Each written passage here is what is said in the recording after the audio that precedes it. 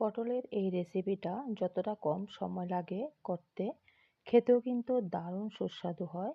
খুব কম সময়ের মধ্যে কিভাবে করা যায় এই রেসিপিটা আপনাদের করে দেখাবো।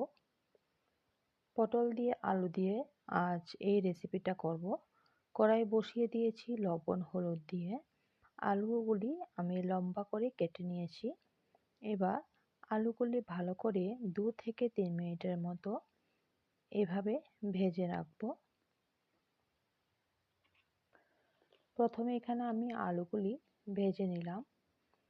তারপরে পটলগুলিও আমি সেমভাবে লম্বা করে কেটেছি। আলু ভাজা হয়ে গেছে, তুলে নিলাম। এবার কড়াইতে যে তেল ছিল আরও অল্প পরিমাণে তেল দেব। দিয়ে আমি পটলগুলি দিয়ে দিলাম। এখানে আমি পটলগুলি 2 টুকরো করেছি। আপনারা চাইলে এখানে আস্তেও রাখতে পারেন পটলগুলি। সামান্য করে খোসা ফেলে দিয়েছি। লবণ আর হলুদ দিয়ে ভালো করে ভেজে নেব। এদিকে আমি একটা মশলা তৈরি করে নেব।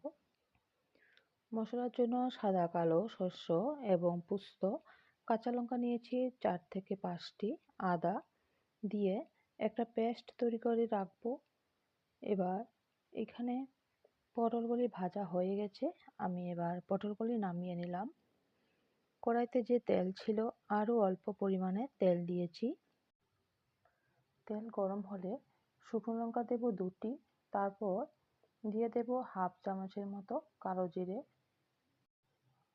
তারপর 1-2 মিনিট নাড়াচাড়া করে বেটে রেখেছি যে আগে মশলাটা, সেই মশলাটা দিয়ে দিলাম। মশলা দিয়ে ভালো করে নাড়াচাড়া করে নেব। মশলার বাটিটা ধুয়ে আরও অল্প পরিমাণে জল দিয়েছি। তারপর দিয়ে দেব হাফ চামচের মতো হলুদ গুঁড়ো।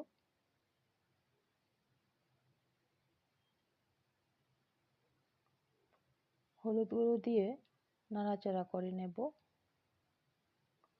এভাবে 2 থেকে 3 মিনিটের মতো মশলা ভালো করে কষিয়ে নেব। এদিকে গরম জল করে রেখেছি। দেখুন মশলা থেকে তেল ছাড়তে শুরু করেছে। এবার ভালো করে মশলা কষিয়ে ভেজে রাখা পটল আলু দিয়ে দিলাম। পটল আলু দিয়ে আবারও 3 থেকে 4 মিনিটের মতো গ্যাসের ফ্লেমটাকে মিডিয়ামে রেখে ভালো করে এভাবে ভেজে নিতে হবে। এখানে পটল আলু প্রায় 50% মতো সিদ্ধ হয়ে গেছে। গরম জল করে রেখেছি আগে, গরম জল দিয়ে দিলাম। ভালো করে নাড়াচাড়া করে পরিমাণ মতো গরম জল দিয়েছি। আরও 50% মতো সিদ্ধ হতে হবে, তার জন্য পরিমাণ বুঝে গরম জল দিয়ে দিয়েছি। এবার 5 থেকে 6 মিনিটের মতো এভাবে ঝোল ফুটতে শুরু করবে আর সিদ্ধ হয়ে যাবে।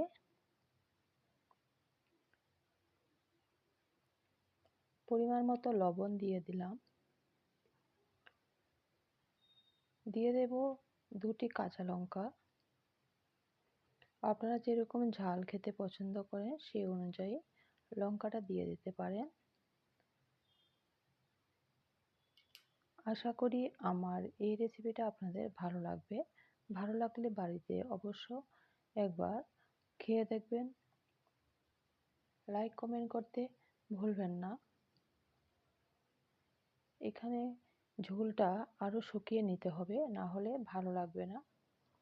পটল আলু দিয়ে পোস্ত এই রেসিপিটা হালকা পাতলা ঝোল হলে ভালো লাগে না, একটু ঘন রাখতে হয়। গরম গরম ভাতের সঙ্গে খেতে ভীষণ ভালো লাগে। এখানে মোটামুটি প্রায় সিদ্ধ হয়ে গেছে। দেখুন ঝোল শুকিয়ে গেছে। এরকমভাবে রেসিপিটা রাখতে হবে, তাহলে ভালো লাগবে। সবাইকে ধন্যবাদ আমার ভিডিওটি দেখার জন্য, আমাকে সাপোর্ট করার জন্য। ভালো থাকবেন, সুস্থ থাকবেন।